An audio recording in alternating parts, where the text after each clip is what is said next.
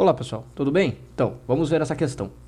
O guindaste da figura acima pesa 50 mil newtons sem carga e os pontos de apoio de suas rodas no solo horizontal estão em x igual a 0 e x igual a menos 5 metros.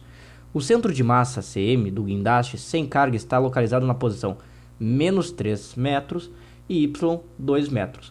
Na situação mostrada na figura, a maior carga P que esse guindaste pode levantar pesa.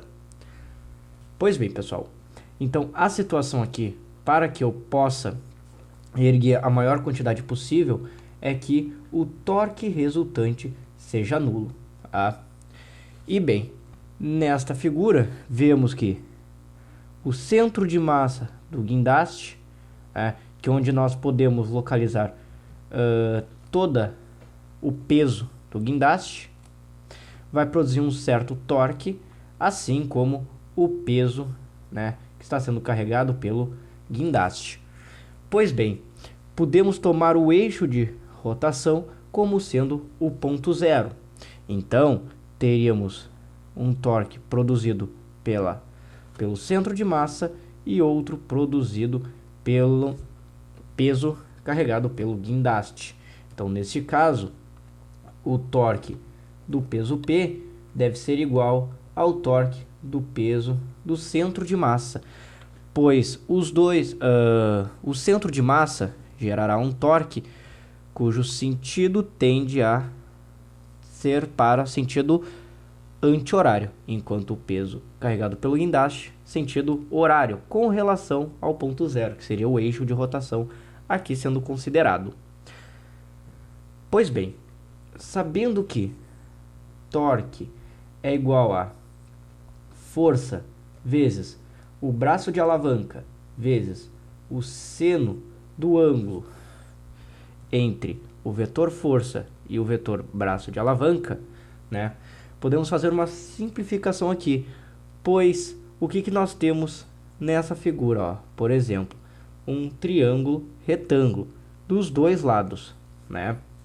E bem, vejamos aqui que se tivermos a distância R como sendo a hipotenusa deste triângulo retângulo e o eixo X representando um dos catetos, aqui estando o ângulo θ para qualquer um dos lados, podemos ver que, partindo da trigonometria, que o seno desse ângulo θ é igual ao quê?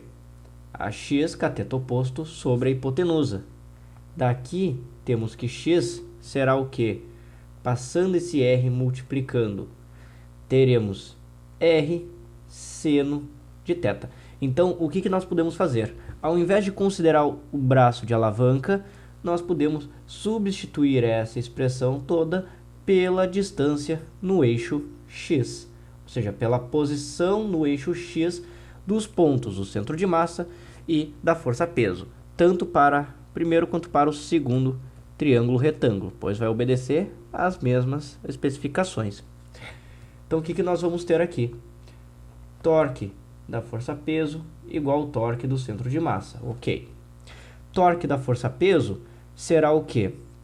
A força-peso que ele pode ser máxima, que ele pode ter, vezes a distância no eixo x, que neste caso é de 2. Então, vezes 2.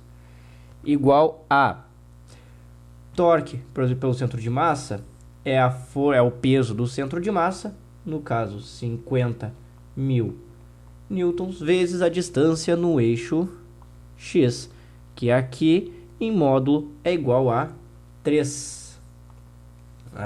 Que é como está citando a figura também.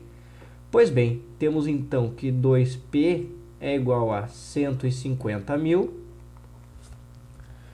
Passando o 2 que multiplica para o outro lado, dividindo, temos que a força-peso é igual a 150 mil divididos por 2. Daqui então vamos ter um peso máximo de 75 mil newtons, o que corresponde à letra C. certo, pessoal? Bem, espero que eu tenha ajudado vocês. Quaisquer dúvidas, postem nos comentários ou mandem para o e-mail abaixo, certo? Desejo a vocês bons estudos e até a próxima!